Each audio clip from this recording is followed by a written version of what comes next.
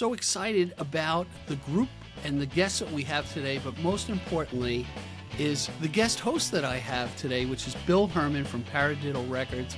I've interviewed Bill in the past with the Hank Williams Uncovered CD, which was fantastic, and I came up with the idea of, man, it's time to hand over the Long Island Sound microphone to another professional. So I want to introduce you to Bill Herman, and take it away, Bill. Let me start by introducing our two guests. We have Tom Ryan and Steve Prisco. They are two of the founding members of NYRMA, but they are also very talented musicians in their own right. Have had long careers.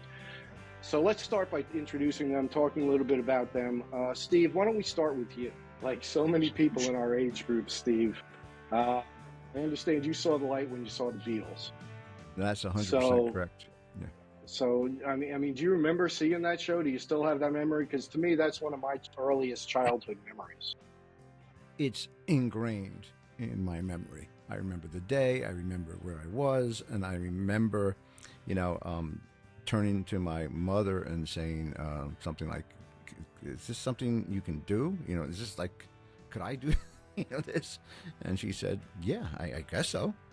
And at that time, I didn't, I wasn't playing. I might have been playing trumpet, maybe. No, probably I was too young to even be doing that yet in grade school.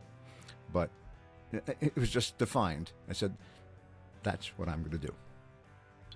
Yeah, just like so many of us. So in the early 80s, you were in a band, the Fabians, right? That was a punk rock band. Yeah. And you were playing places like Max's Kansas City, CBGB's, the Peppermint Lounge, right? Absolutely. What was it like playing those? Those are legendary places. What was it like playing those places? Oh, it was it was a lot of fun, because just for the record for everybody, I did not really become as famous as the Beatles. So, but yeah, I know. But I had a passion for music, and from the time I was 14, I was concerts all the time, and so it was kind of cool because I was going to these rooms to see bands play, and then to go have a chance to play them was just a blast, and it actually was the late 70s, early 80s for that band, so the whole New York scene was pretty vibrant at the time. Yeah, it was a pretty crazy scene around that time. Mm-hmm.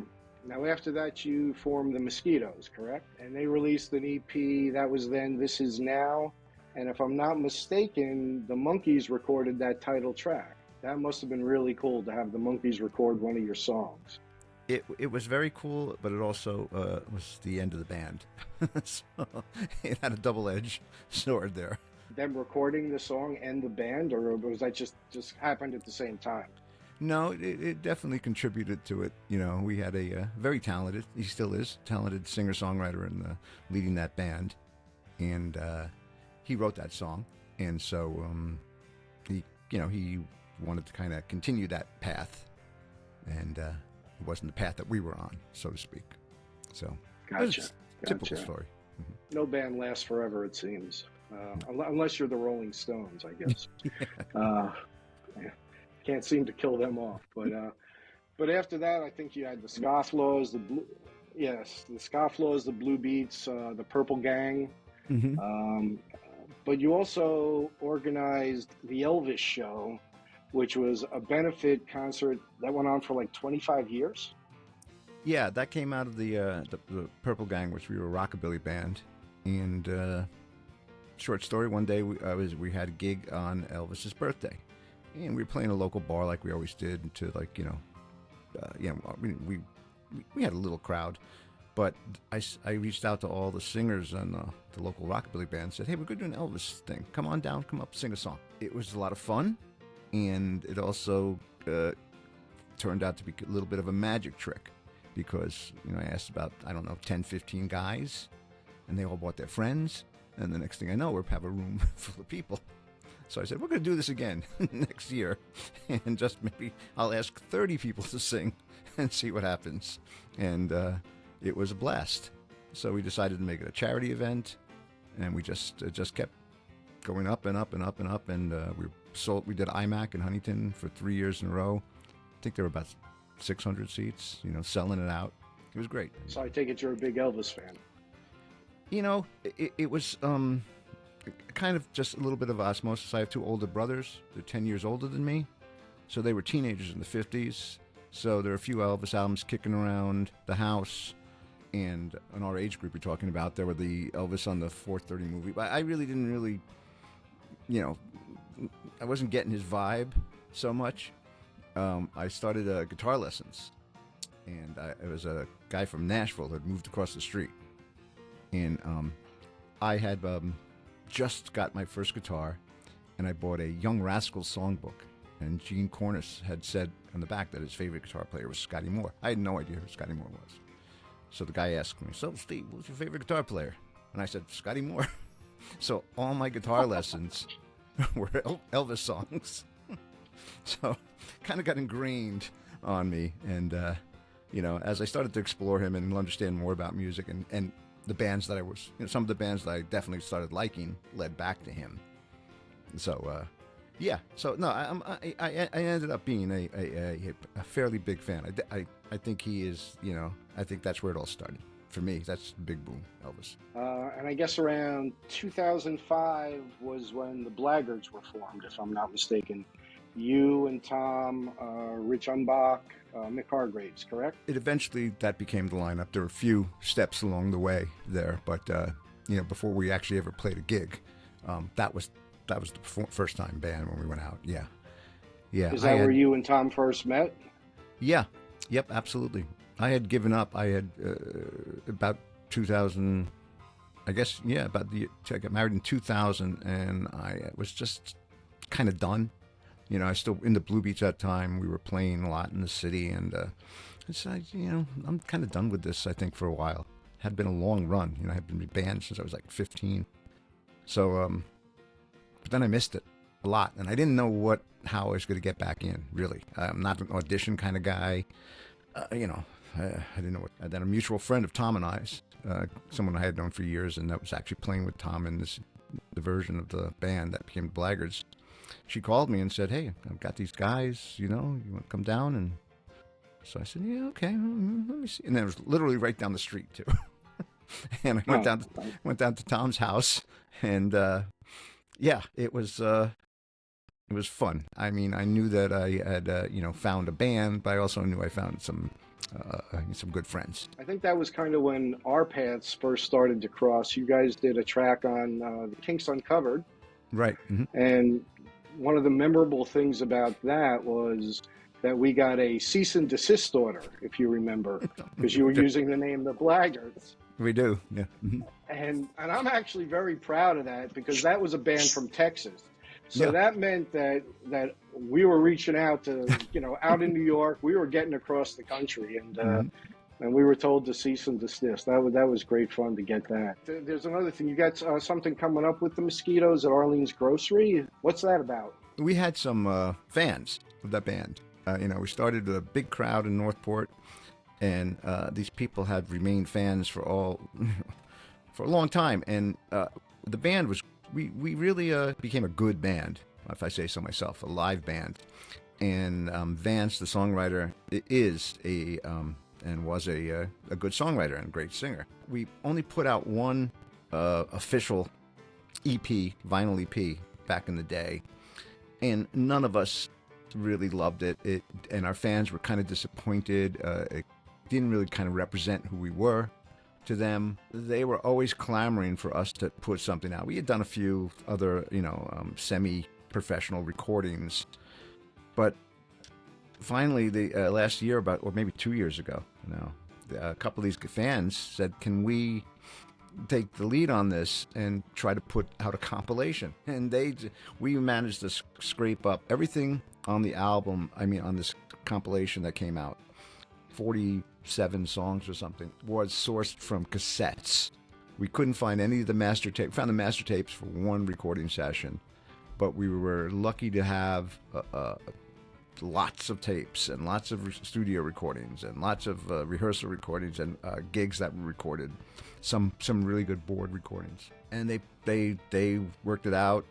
They picked the songs. This guy Mike Forntel came in to clean them up, and they put it out as a CD. And I don't even know. I don't know who buys CDs anymore, to be quite honest. But they finally got it on the streaming services, and I'm just glad it's out there. So they're holding a record release party at Orleans.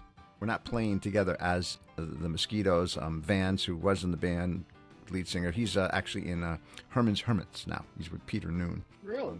Oh yeah, he's been with them for now probably over 10 years, if not even longer. So he's got a gig in West Virginia that night. And but a couple bands, our original drummer's son's bands, they're pretty young, in their early 20s, are going to back us up for a bunch of songs. And we have a bunch of different singers.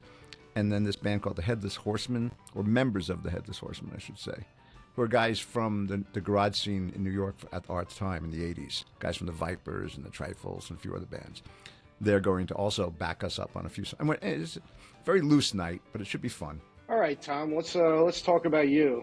I know you're itching to jump in here. So what was your catalog? I got to drop in one thing real quick, because Steve talked about that gig at Arlen's Grocery, but the date is October 21. Just want to make sure that that's known. Yeah, that's right. So what was your catalyst for getting into music? Well, I swear to God, it was the same day. That Sunday in 1964 in January. I'm laying on the floor, on the TV, in a black and white TV with my parents, and I'm like, "This is the coolest thing in the universe." It's for our generation, that was basically seismic, and it affected me the same way. I immediately wanted to play an instrument, pretty bad toy guitar, and I was pretty terrible at it. Then I got a toy drum set, and I destroyed it in a day. Now I'm only 5 at that point. 1964, I'm 5 years old. But when my parents saw me destroy the drum set, that meant something. To this day, I still destroy drum sets, I suppose. So were you a Ringo fan or just a Beatles fan? Oh, I'm a Beatles fan, but that doesn't preclude me from being a Ringo fan. I have nothing but respect for Ringo. I mean, of course I do. Well, everybody has their favorite Beatle, you know what I mean? You were either like a Paul or a John guy or I'm George. a John guy. I'm a John guy. Now, besides being an accomplished drummer, you're also an author and a disc jockey. So in 1995, you published American Hit Radio, a history of popular singles from 1955 to the present. And that was actually called The New Testament of Rock and Roll Writing. What inspired you to write that book? An undying love for pop music. I had been listening to pop. I mean, you could probably name a song title, and I'll name the artist, on anything that was released between 1955 and 1985, maybe even up until the 90s. And with that sort of I had it ingrained in my head. And I wasn't very busy. My job wasn't busy then at all. And in fact, I thought I might end up needing a new job. So writing sounded like a challenge, but something to see if I could do it. I had never written anything but a business letter before in my entire life. So it was a bit of a reach. I was amazed when I had all these different people coming back to me and asking if they could take the book.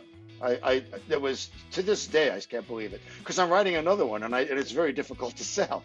But that one, man, it just was like hotcakes. It was weird. Well, if I'm not mistaken, you also wrote the Parrot Head Companion and the Jimmy Buffett Trivia. Now book. I'm going to use the F word.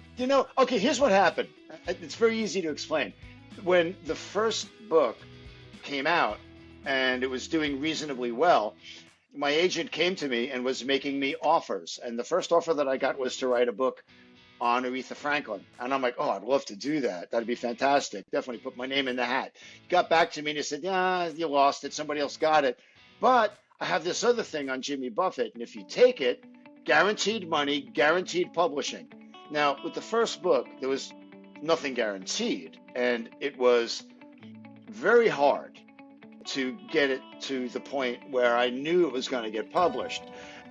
Getting an offer to do something even that I wasn't fond of was amazing. I mean, the money was in my pocket once I said yes, and I knew it was going to get published. And what was even better is that after I wrote the book, they told me it was too big, and they made me edit 50% of my content out because they wanted a trivia book, you see. And I don't, I write this. I don't write this. So they took more than 50% of the content out of it, and they published the trivia book. And I asked my agent, I said, try to do something with all this extra stuff, all this detritus. I've got 300 pages almost written. So they put it out again to see if we could get somebody who would bid for it. And the exact same publishing company offered me the exact same amount again to take the stuff that I edited out of the first book. So I got paid twice for something that I didn't really want to do in the first place. So, all right, let's go back to the American Hit Radio book. So is that kind of what drove you to your weekly show here on WHPC? It's since 1998, I think. I'm not sure. What happened was there was a DJ there that got a hold of the book, and he called me up and asked me if I'd come on and be a guest. And so I did. You don't ever say no to promotions, right? Here I am. But after I made my first appearance with him, we went out for a drink afterward, and he said, why don't you come back next week?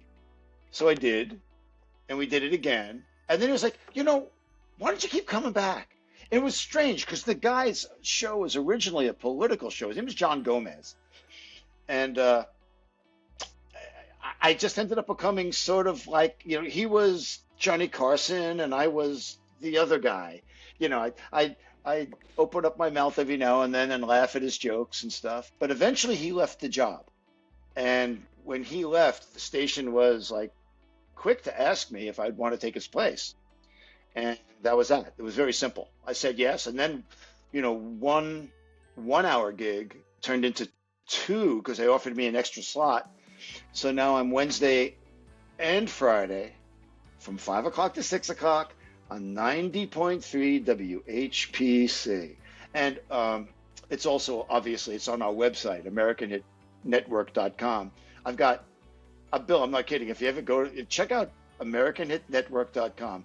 There are about 800 1-hour radio shows that you can choose whatever you want to hear about. Albums in their entirety with me talking to interrupt them, or the history stuff that we do. It's a lot. It's an awful lot. Yeah, I have checked it out. It's a great site, and you have some great shows there. That's for sure. Thank you. Doesn't your wife Heidi help you with that? 100%. In fact, the show's only gotten better since Heidi came along. Like everything else in my life.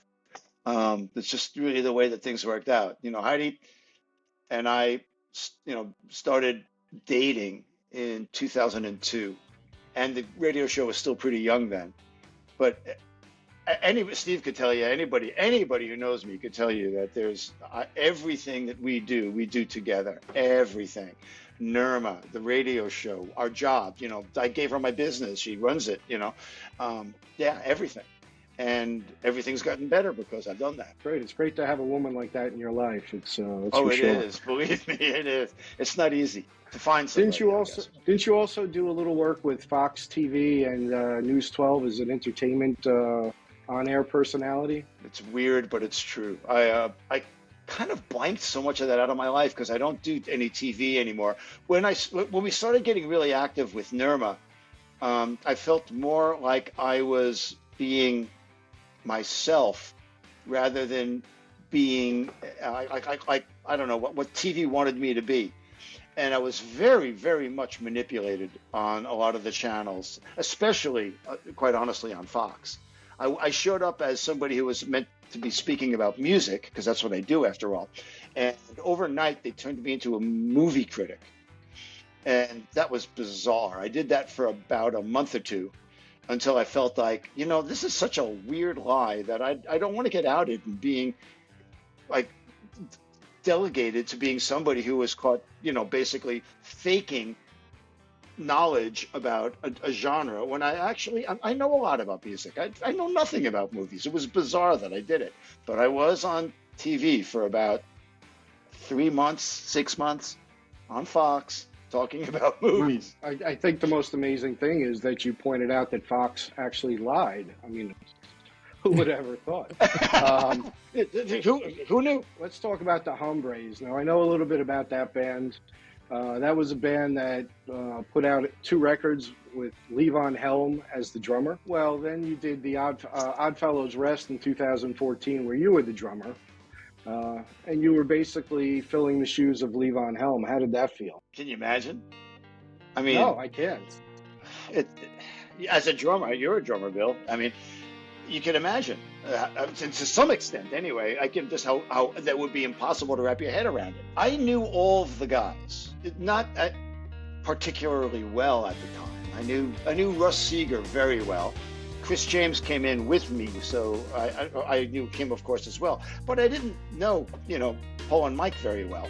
And they were the guys that basically brought Levon in. Paul ended up coming onto my radio show at some point because he was putting out solo records. When I got to know them, I started talking it up. Like, why don't you guys put out another record? It's one of the few things, I think it's one of the most, I'm more proud of that than just about anything that I've done, because there's 3 songwriters that are fantastic. And the material that they wrote was absolutely amazing to me. I got a chance to go into the studio, and they were allowing me to do a lot of the production work, which made me feel like it was somehow justified for me to be there. Because drumming is drumming, there's a lot more to it than just, keeping the beat. And I wanted to have that piece of it, where I'd be able to make this thing into something that was valid, that would last more than just a year or two. I think it has. Paul and Mike are doing a pretty rare gig together. I think a week from Friday in Centerport. Yeah, I saw that. Yeah, it should be a good one. Yeah, It's nice to see Paul. It's nice to see Paul getting back into it. Mm-hmm. Yeah, it's been a while for Paul. Paul had an accident on a Long Island Railroad train that derailed, and it messed up. It messed him up pretty badly for a long time.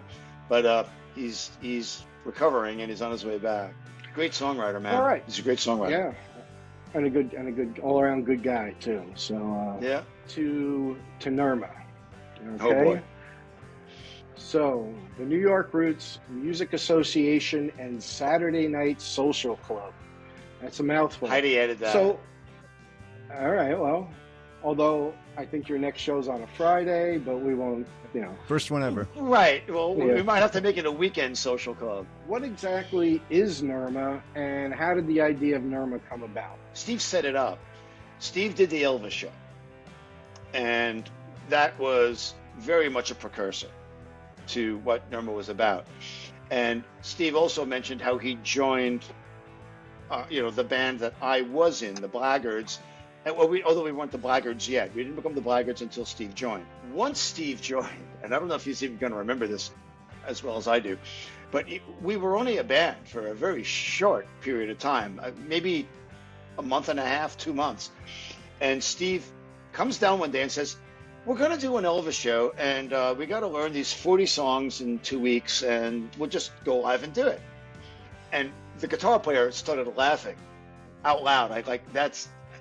It was not in our guitar player's mental capacity to even understand that would be possible. And Steve was like, "What? We're just going to do it. It's easy." Long story short, we ended up not doing that Elvis show. That's a long story that I won't tell. It was enough to basically set us up for this idea of doing thematic stuff. And then it was, now that Steve's in the band, we're only together for about a year or so, and Steve had this idea that we would do an entire album, and we would bring in guest singers for the album. Now that was, what's the band, Steve? I forget the name. We did the Rock Pile album. We did Second I'm sorry, Supply. Rock Pile. Excuse me. I was going to say, Nick Lowe and Dave Edmonds. So we did the entire Rock Pile album in one show, and every song had a different singer. And it seemed like an ambitious thing to do. It was reasonably well attended.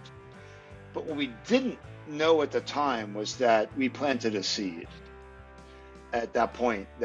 So as the band, our band, began to disintegrate, maybe that's the wrong word, but we just weren't into playing as much as we were. We were trying to get out of the commitment of playing every weekend.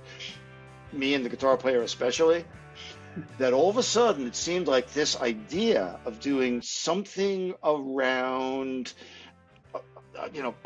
our group doing something imaginative might be a better idea. Like I said, I got into this band again, and even though that was around 2000 something, so like 20 odd years ago, we were still even at that time getting older, and as you know, for bar band, and because we were a bar band, and if you've been in the business, like we have, like I said, playing since I was 15. The scene, as far as working in a bar on Long Island, I'm thinking probably anywhere, it never changed. You're not getting paid any more than you ever did. It seemed to be that people were becoming increasingly less or entertained by live musicians. Like you became more and more just like almost a distraction. And it was getting, and it still had this, every gig, you're playing in the bar on a Friday night, you're starting at 10:30, 11 o'clock. I would turn to a conversation with some friends, and they said, you're in a band? I said, yeah, I play in a band. Come down and see us. We're playing Friday night. Oh, when do you start? I go, okay, 10:30, 11 o'clock, and their eyes would glaze over, and they said, they're thinking, we're in bed by then, Steve. And we had gotten very friendly with this other band, the Hornets, who I'm sure you know, Bill, a rockabilly band. We were doing a lot of gigs with them. And Russ Seeger was also hanging around. So, I don't know, it was one night at Tom's house. We were all hanging there, and, we were saying that we're done with this. We need to kind of flip the script on this. All the stuff that we didn't like about playing. Because we still loved to play. But there was a lot that we didn't like. The club owners, the starting late, not being able to do what we wanted to do, and all that stuff. And we said we need to create our own scene, basically. And it was a great concept, but like I always say, it's one thing to have a really dumb idea, but it's a great thing when you got a couple of people that say, yeah, let's do it. And we were fortunate that so first thing, we need a place to play.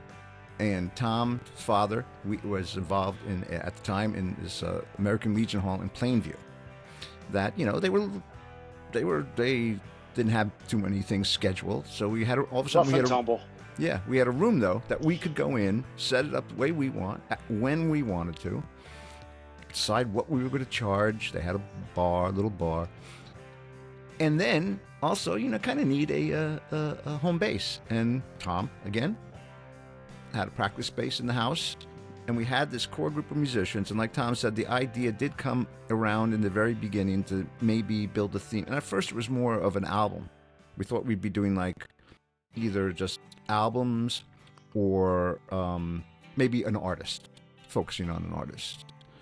And originally, what we were going to do was, so the Blaggards would play a set, Russ would play a set, the Hornets would play a set, and then we'd all get together at the end of the night and do this little theme piece. It was like a learning curve. We realized, that's too much, and then we did apply the Elvis show idea of having the different singers, and that worked from the very beginning, building up the crowd, and it was very unique because one of the things that I did learn along the way about the Elvis show thing was that you have to make it a wide net. And as a matter of fact, somebody who wasn't a performer by nature would end up having, 3 times as many people come to see him or her sing because they couldn't believe they were doing it, so they would show up. But we started out doing this, and I think in the beginning, we thought we were going to do this once a month. Again, learning curve. Crazy. We did. We didn't think we did it once a month for about a half a year. Yeah. It was the hardest 6 months of my life. It was crazy. But eventually things started to iron itself out. We lost the concept of doing the opening sets. We got a little more adventurous with the ideas of the themes. And along the way, and this is super important, and this is, although NYRMA started out as this little clique of musicians, along the way, it developed into a true collective of people that we knew we could go to, that understood it, understood what we were doing, were open to it. And again, Bill, you know this, from your experience and what you do, musicians, they're a tough bunch. A lot of egos. And in order for this to work, we had to find just the right people. I mean, we needed, I'm not going to say ego-free, because everybody has ego, but we needed people who just understood what we were doing. That the concept was, to make good music, have fun, work our asses off, do a show, throw it out the door, and then move on to the next one. Move on, yeah. Well, you certainly, the concept has evolved, and it works great. I mean, every show I've been to, I believe, has been a sellout. They're always packed, and I walk out of there, and all everybody talks about is, well, it was great. So you've certainly evolved into a well-oiled machine. Any idea how many shows you've done? Putting a number on is hard. There's a list, I think, online somewhere, but I'd say it's got to be... In the movie, you listed every one of them, but yeah, it looks like there was about 30 something. Yeah, that's what I was going to say. How do you pick? So each one has a theme. How do you pick that? What's the process for deciding what the next NYRMA show is going to be? That's really the easy. last one I'll to tell draw you. blood. It ends up being meetings between me, Steve, and Gary. And Steve and I immediately make Gary wish he didn't show up. Yeah. And then Steve and I basically freak out all night long until we eventually come to some sort of an agreement, or not. Yeah, a learning curve again. In the beginning, we thought, hey, we have to be democratic about this and open it to the group, these people. And then we quickly realized that, no, that's not going to work. No. It's not going to work. Too many chiefs, not enough Indians, right? So it worked. That worked for about 6. It didn't work for 6 months, and then we fixed it. Yeah. I mean, right. Some of the concepts, come pretty easily, but that's only one step of the process, because then we have to hammer out the song selection, regardless of what the concept is, there's always more songs that we could possibly play in one show. And then becomes the concept of pairing the songs with the singers. And well, that was one of the things I wanted to talk about. I mean, there's a plethora of talented Long Island musicians who have been part of this. I think that there was a Times article in 2015 about you guys that said 250 musicians have participated over the, which I believe. Yeah. I think you have 38 in the duet show. So we're going to take a quick break here, and when we come back, we're going to talk more about NYRMA and how they figure out who the heck's playing on what song, and we'll see it after the break. Are you ready for the ultimate podcasting adventure? The Long Island Sound podcast offers you not one, but 2 ways to engage with our captivating content. Tune in to our audio podcast on your favorite platform and let your imagination paint vivid pictures of Long Island stories. Or if you're craving a visual feast, catch our video podcast on Spotify and on the Long Island Sound YouTube channel. Double the options, double the excitement. We're back here with Steve Prisco, Tom Ryan, the brain trust behind NYRMA. And we were talking about the number of musicians that have participated in NYRMA, and I mentioned that I counted 38 that are going to be in your duet show. What is the process you go through? I'm pretty sure I counted, 38-ish then we could say.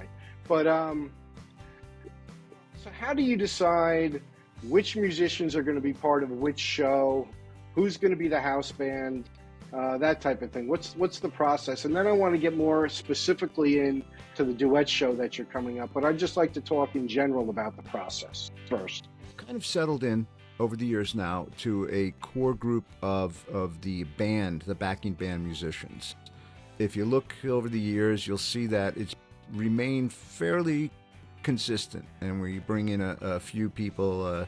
It's not like we don't want to have new blood, but we're just blessed with some super talented people who, like I said, get it. They can handle basically whatever we throw at them. So that kind of makes it a lot easier. Like we've gotten to the point now, like, and this is a new thing for the new show, where we have 3 completely different backing bands, so like 3 10-song sets. So and that gives everybody a chance to play, because that's the other thing. Everybody wants to play once they get in, and with singers that's okay because they come up for a song. But as you can imagine, you can't, a drummer can't, it's not going to feel super comfortable just sitting down at a kit that the other guy just set up and all that kind of stuff. And a guitar player wants its own sound. So that as far as the show, we don't want those kind of distractions in the show. So we've been lucky in that respect on that end. Well, I've been in a couple bands, and it's so hard just to get four band members to agree on what night and what time to get together and rehearse. Okay. How do you gather all these musicians together and get the rehearsals done? It must be like herding cats almost. I mean, it's crazy. That term comes up a lot, but I'll tell you, one of the things that help us in that respect is that our rehearsals are a lot of fun. I mean, that's the social group. The social that comes into play there, because Tom and Heidi are gracious and generous. And one of the things that Tom didn't mention about Heidi, she's also a fantastic cook.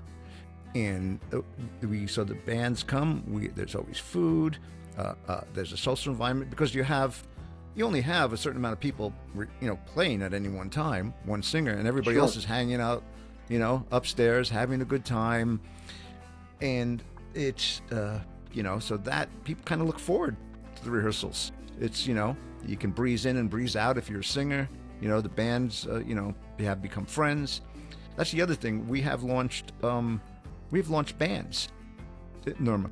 People who didn't know each other beforehand have now met each other and now play together all the time. They've formed other, groups. I don't know if we've had any, we have multi-generations, coming through. Yeah, and actually that's one of the things I want to talk about. Before we talk about that, first let me say the next event it's called It Takes Two, an Evening of Duets.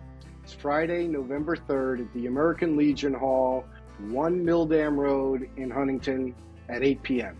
It's a Friday night show. I suggest everybody go, get your tickets early. Let's take a minute and let's play a song by Andrew and Cole Fortier, A Long Way Home. Let's take a break and play that song.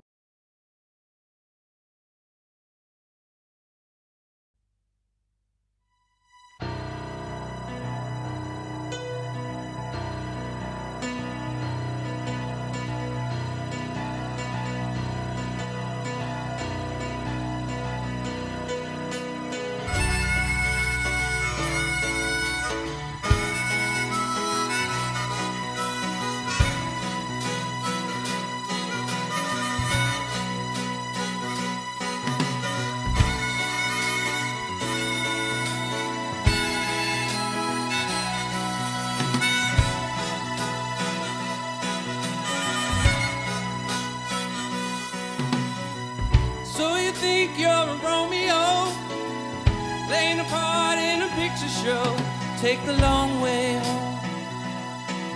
Take the long way home. 'Cause you're the joke of the neighborhood. Why should you care if you're feeling good? Take the long way home. Take the long way home. But there are times that you feel you're part of the scenery. Oh, the greenery is coming down, boy. And then your wife seems to think you're part of the furniture. Oh, it's peculiar. She used to be so nice. Lonely days turn to lonely nights. I take a trip to the city lights and take the long way home. Take the long way home.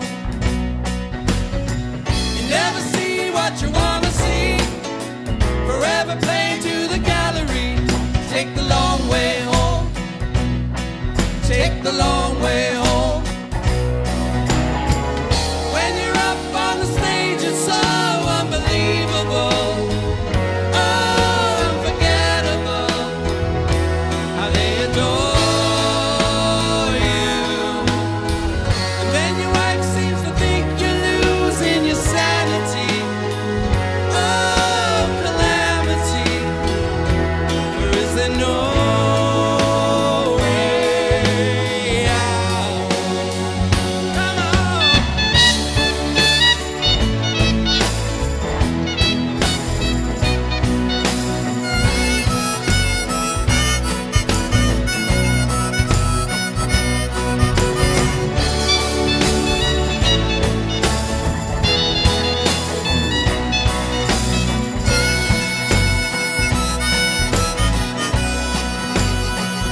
There are times that you feel life's become a catastrophe. Oh, it has to be for you to grow, boy.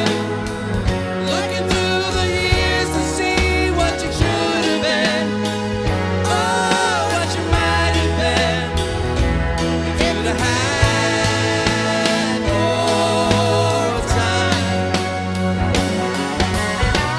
When the day comes to settle down, who's to blame if you're not around? Take the long way home. Take the long way home. Take the long way home. You took the long way home. Oh yeah, you took the long way home. Took the long way home. You took the long way home. You took the long way home.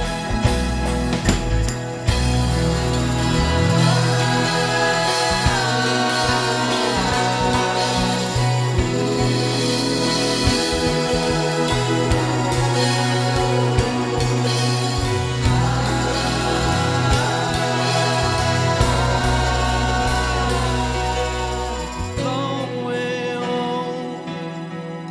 Long way home.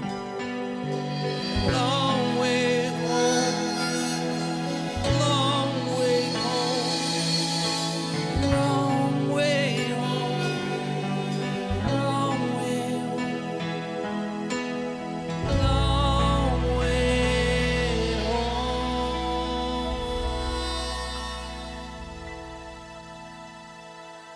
Andrew Fournier, Cole Thank you. Fournier, Thank you. Terry Day, Annie Mark, Dr. Dan Weymouth on the organ over there, keyboard. Al Speed over here. We just heard Andrew and Cole Fortier doing The Long Way Home. What show was that from? That was from, Do you remember? I believe, the 1979 show. We had a series of shows that we did that were battles of the bands. We called them Ultimate Battles of the Bands. And in fact, for a couple of them, when we were working at the Bolton Center, we actually had both bands on stage next to each other. And we went song for song. And we did a 66 or 65, 1965, USA versus England.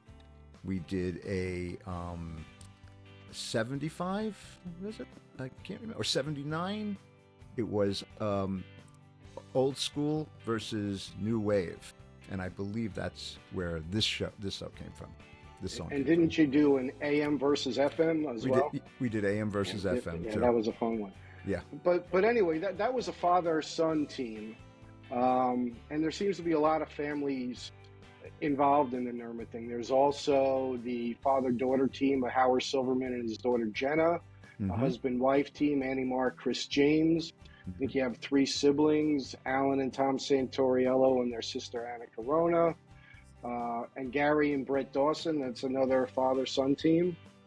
Jim and I don't know Mary. if I'm sorry, Jim and Mary. Are they in this show? No, they had to bow out. They had a scheduling issue. We should mention Eunice Dawson as well, since she does all of our artwork for at least So years there's- now. So you got a lot of family involved in this. You want to speak to that and how NYRMA, I've heard you guys say NYRMA is a group, but it seems more like NYRMA is a family. That's 100% true. Again, I can reveal this to you because you're a part of the family, is that we only have one rule in how you become a member of NYRMA. And our one rule is unbreakable, and it's no assholes. That's a good life rule in general. It is a good life rule. It works. But the truth of the matter is, like, you know how we all have our you know how it is, you settle on a group of friends, you know, in life. And these are people that, you know, that gravitate to you because you kind of enjoy the same things. You enjoy the same, you know, kind of way of doing things. And you know that these people can be counted on to, you know, have your back and just make whatever you're doing together pleasurable. And that's kind of the layer that NYRMA has too. And we apply that. And like a lot of these people, you know, I don't hang out with, I don't see them, but when we're together, it's that kind of vibe for this. You know, so we feel, you know, there's just this mutual respect, mutual love, what we're doing, and they just get the concept. And so, yeah, it does very much feel like a family, to the point of when, you know, we got shut down on the COVID thing, and, you know, eventually came back. It was like it was a loss. It was like, you know, it was a hole that, you know, all of a sudden we were all feeling. And people would write me, are we going to be able to do this again? Is this going to happen again? And, you know, some of the people that we have, as talented as they are, this is their only, it blows my mind, this is their only thing, you know, so it was very important to them. But other people who, you know, have bands that are working all the time, they still wanted, you know, this to be back too. They've missed it. So, yeah, it's a very communal, you know, situation, and that has a lot to do with just finding the right people and knowing when it's not right. Fortunately, that doesn't happen that often. I'm not going to lie, though.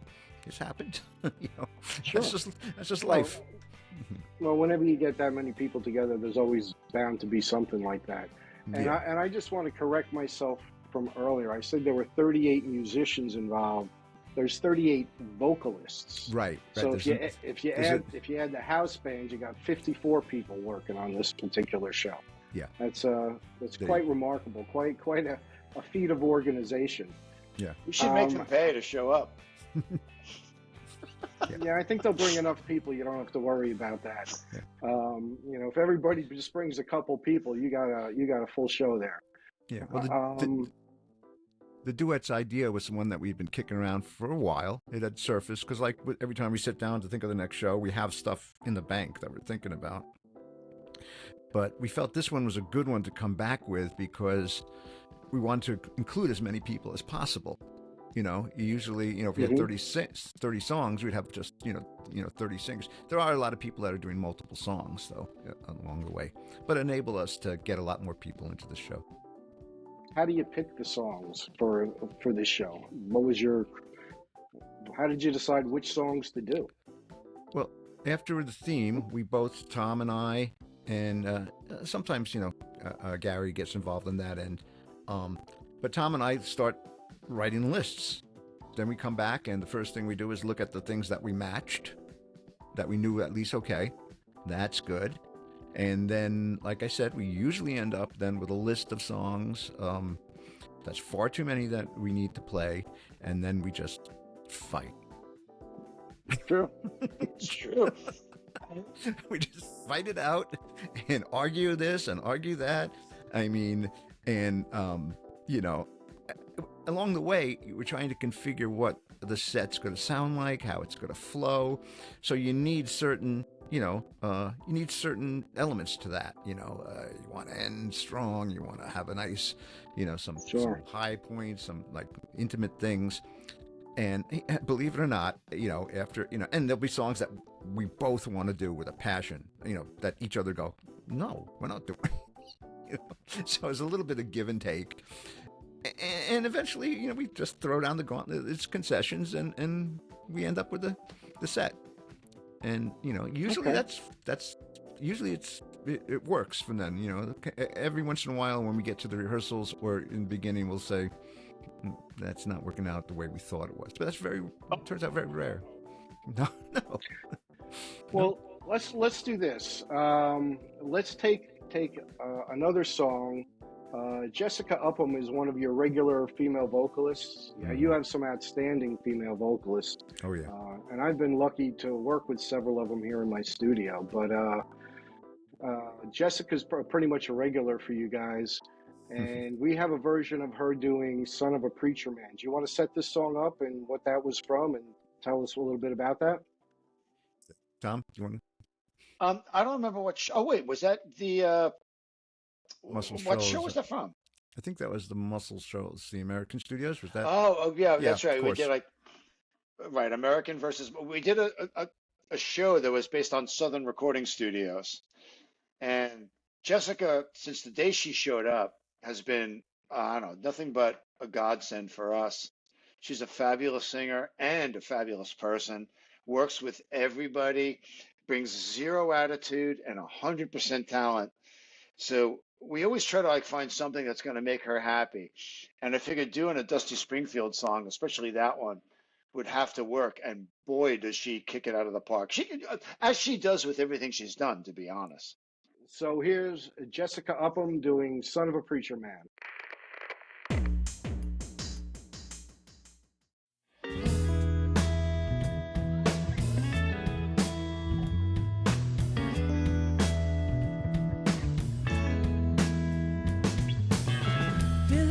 Preacher's son, and when his daddy reveals that he come along, when they gather around and started talking, that's when Billy would take me walking out to the backyard. We go walking, then he look into my eyes. Lord knows to my surprise, the only one who could ever reach me was the son of a preacher man. The only boy who could ever teach me was the son of a preacher man. Yes, he was, he was.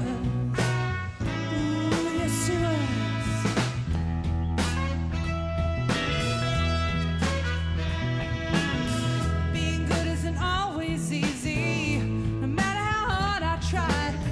When it started sweet talking to me, he'd come and tell me everything is alright. Kiss and tell me everything's alright. Can I get away again tonight? The only one who could ever reach me was the son of a preacher man. The only boy who could ever teach me was the son of a preacher man. Yes, he was, he was. Lord knows he was. How well I remember the look was in his eyes. Still he kisses from me on the side, taking time to make time. Tell me that he's all mine. Running from each other's knowing, looking to see how much we've earned. The only one who could ever reach me was the son of a preacher man. The only boy who could ever teach me was the son of a preacher man. Yes, he was, he was. Ooh, yes, he was. He was the sweet talking son of a preacher man. Well, I guess he was the son of a preacher man. Sweet old son of a preacher man. Oh, movie. Sweet talking son of a preacher man. Well, I guess he was the son of a preacher man. Sweet old son of a preacher man. Oh, movie. Yes, he was. He was.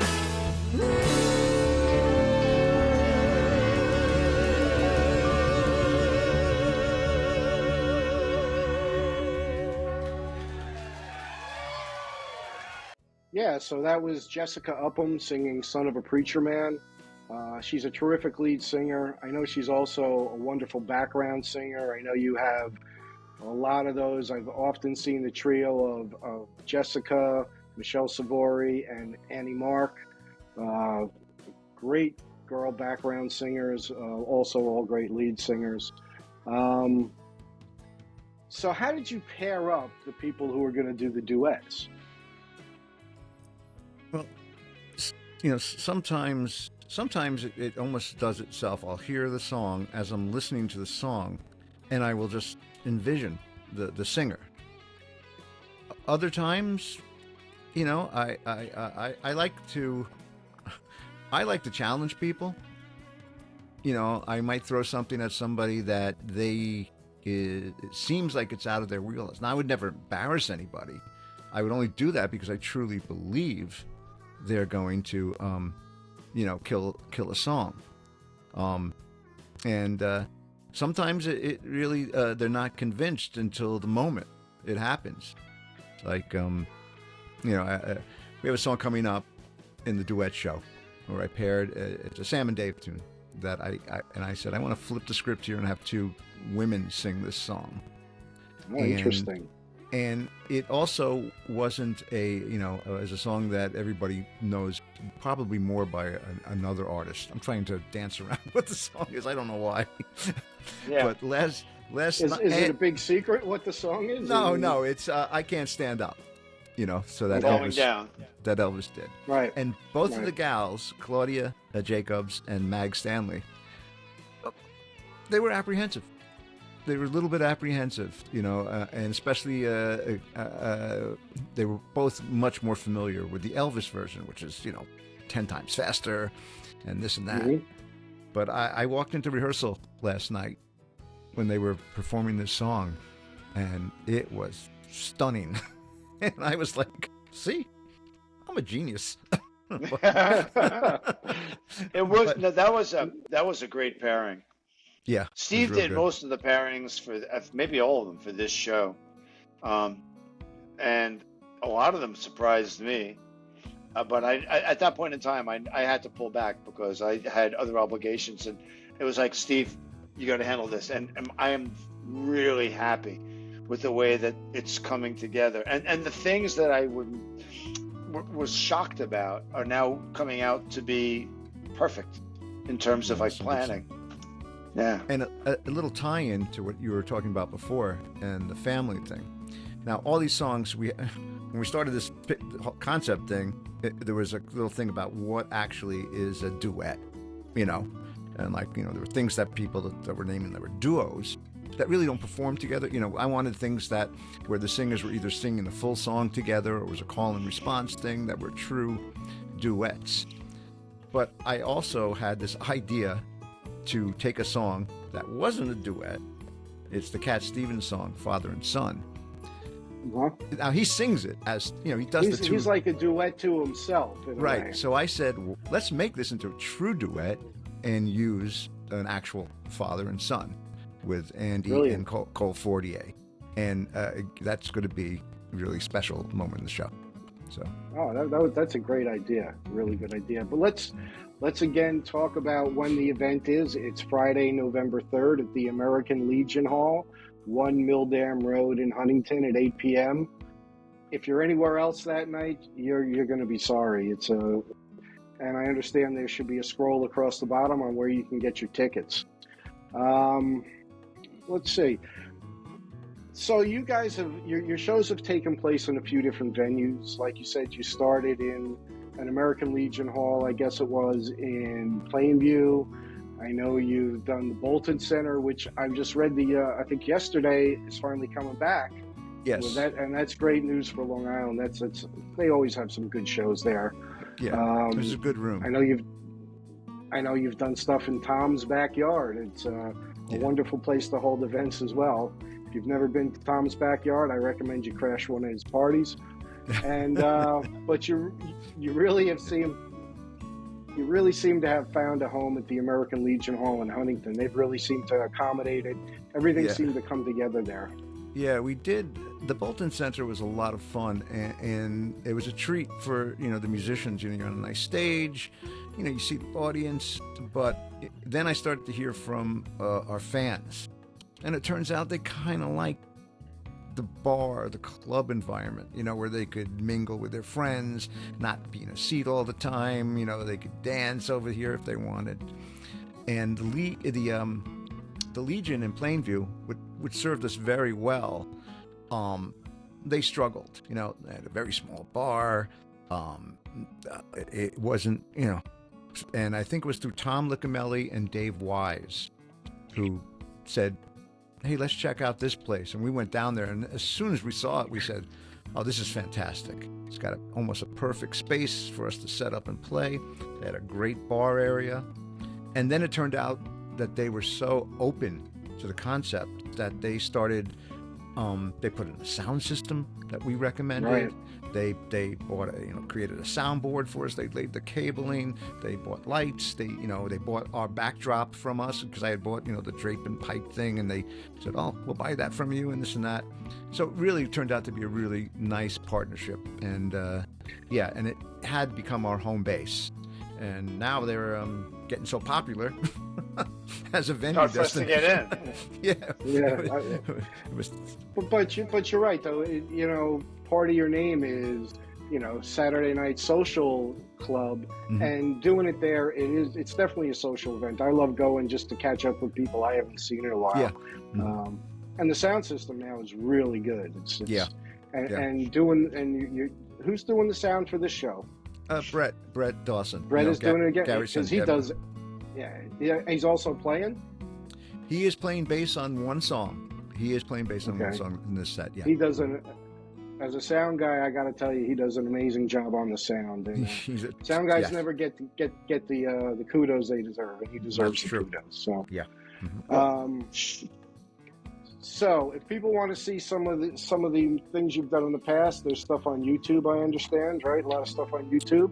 We have a YouTube channel, and I try to get a lot of the videos up there, and also when we were wrapping up our 10-year run or so, and at one of Tom's parties, we decided to make a movie. I know it sounds a little whatever, but we edited together a movie where we kind of told the story, some of the stuff we talked about today, showed some of the classic, what we thought were our best moments, and even some things that had never been, put out there. So, and I think it's pretty watchable. I think if you sit and, it's not too long. It is. It's very watchable. You did a great job putting that together. Thank you. So fun. Yeah, it is. So maybe it's too early to talk, Jeff. What are the future plans? Do you don't have any idea what your next shows are going to be yet, or is that still something you have to stir the pot and come up with a formula for? I don't think we think ahead. No, especially too much. Now. I mean, let's finish this show. I'm willing to talk about it after, after Friday when we get this show done. Yeah, it's not that this was hard. I mean, because it's always hard. It's always a little difficult. It's a lot of work. It's always hard.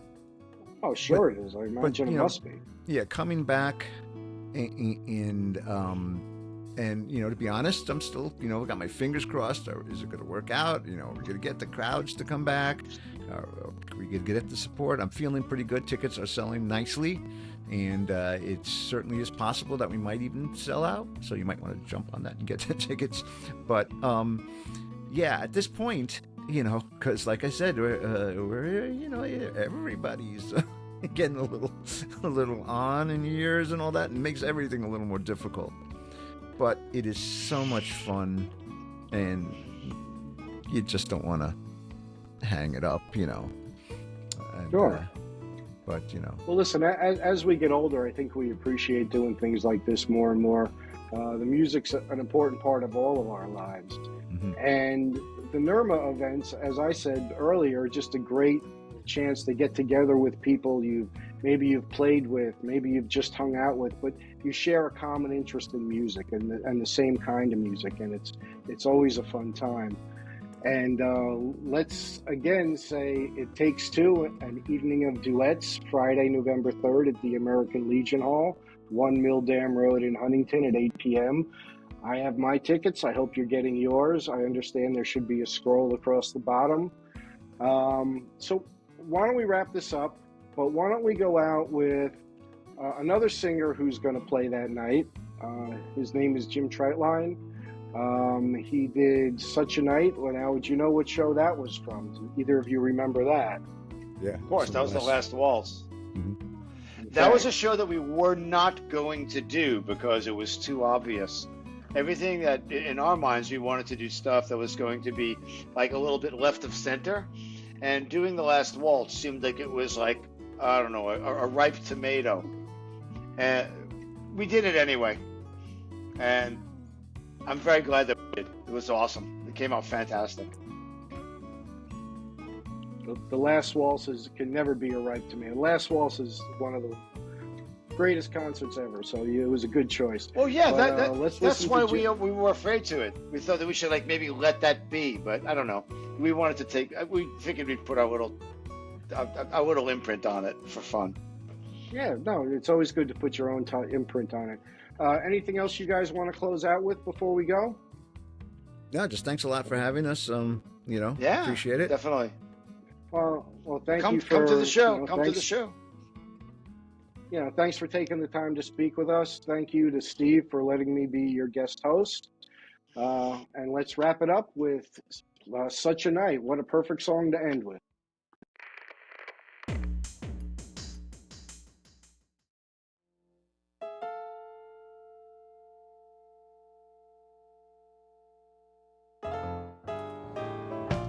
Such a night, such a night, sweet confusion under the moonlight. Such a night, such a night. And I had to steal away, oh baby, the time felt right. Baby, your eyes met mine at a glance, and you let me know that this was my chance. When you came in with my best friend Jim, here I am, I'm stealing you away from him. Oh baby, if I don't do it, somebody else will. If I don't do it, somebody else will. If I don't do it, somebody else will. If I don't do it, you know somebody else will. And it's such a night, such a night. That sweet confusion under the moonlight. Such a night, yeah, such a night. I had to steal away, baby, the time. It felt so right. Baby, I couldn't believe my ears, and my heart did skip a little beat. You told me we could steal away down the dark end of the street. Well, you came in with my best friend Jim, but here I am, I'm stealing you away from him. Oh baby, if I don't do it, somebody else will. If I don't do it, somebody else will. If I don't do it, somebody else will. If I don't do it, you know somebody else will. All right.